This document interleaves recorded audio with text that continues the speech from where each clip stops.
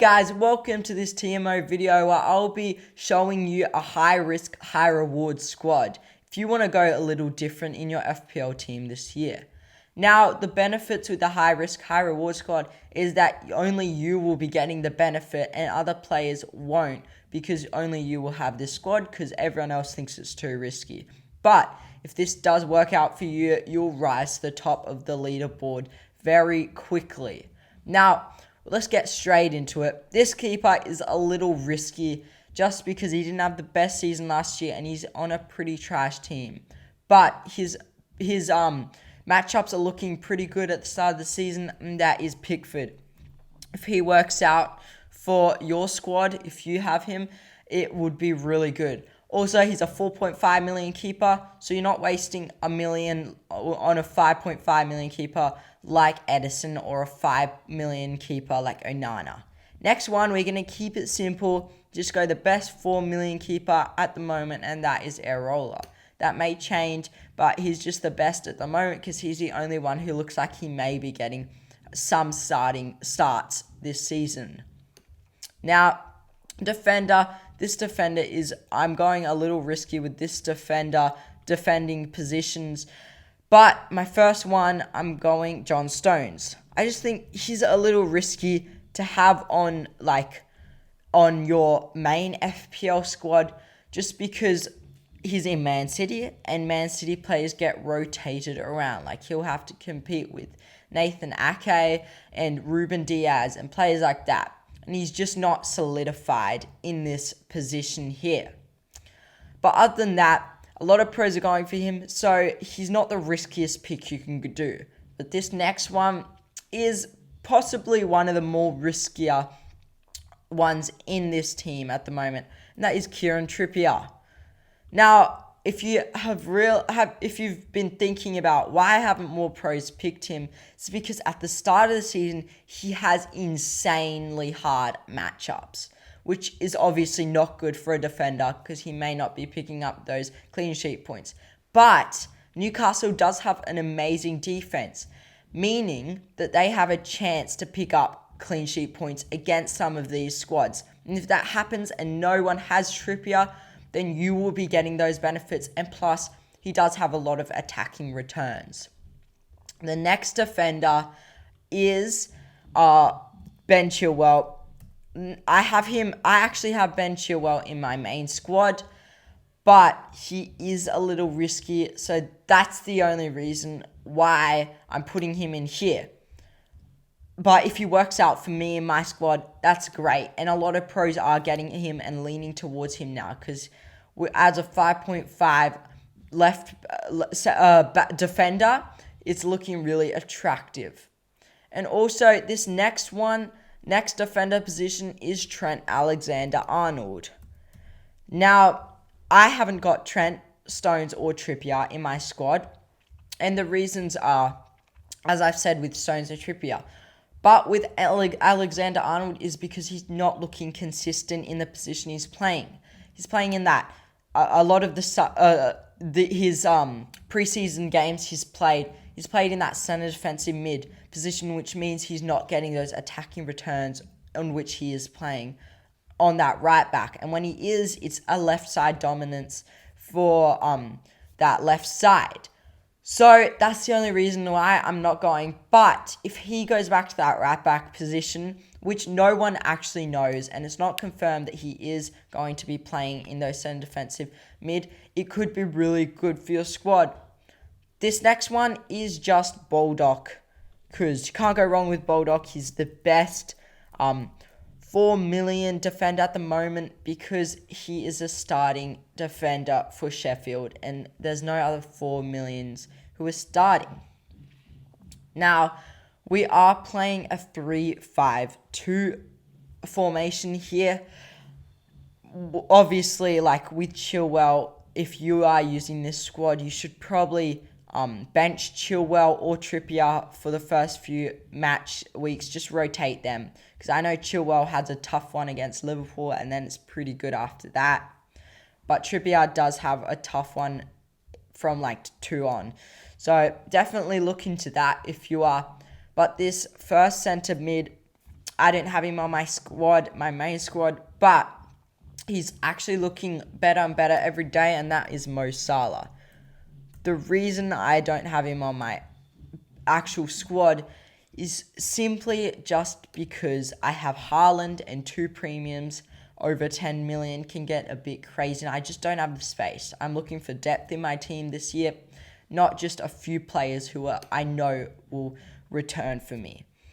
But Salah at 12.5 is actually looking better and better every day. As I said, with the preseason games, we've got to see more and more, and he's been getting a lot of attacking returns, and hopefully he can do really well in this FPL season. And if you have him on your squad, I know a lot of players aren't going for him, so that could be really good for your team.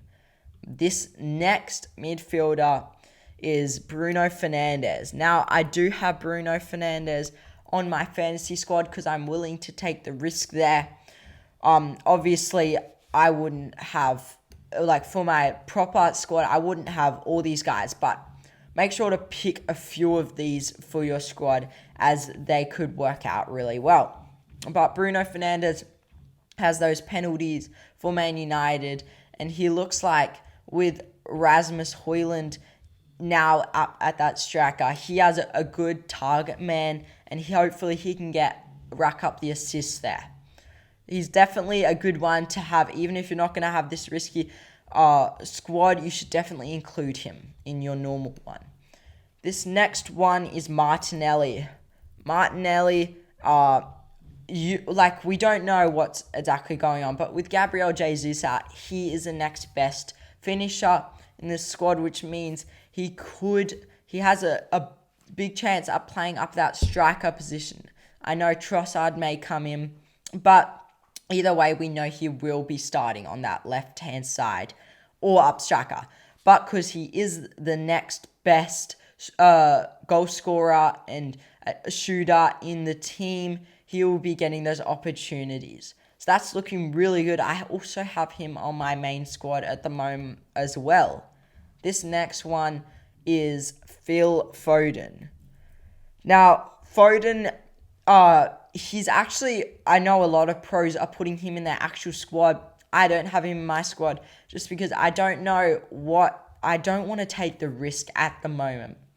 But with Foden in this risky squad, if he doesn't work out, you can always change to a Trossard or someone along the lines of 0.5 million lower or even up to $1 million lower, where you can get Mbeumo and Matoma.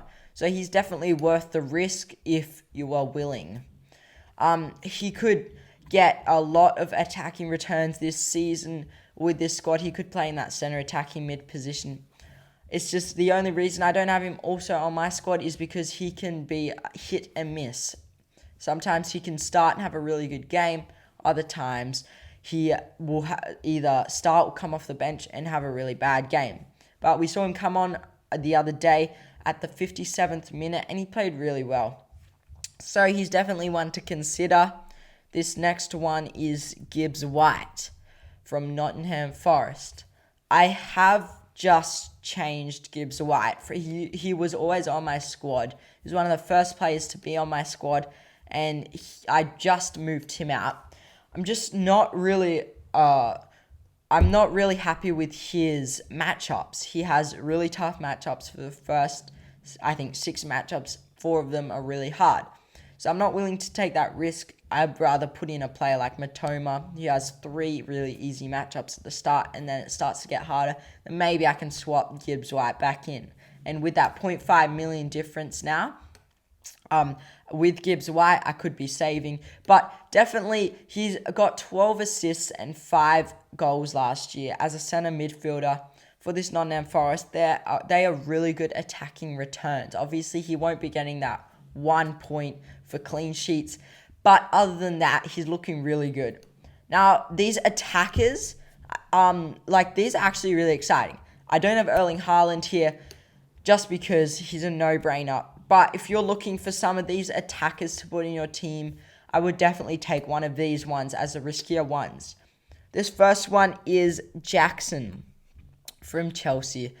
He's coming in, he's going to be the number 9 in Chelsea, and with Nkunku out for the first few games, he's going to get an even more opportunity to score those goals. I've got to actually I want to try and fit him into my squad.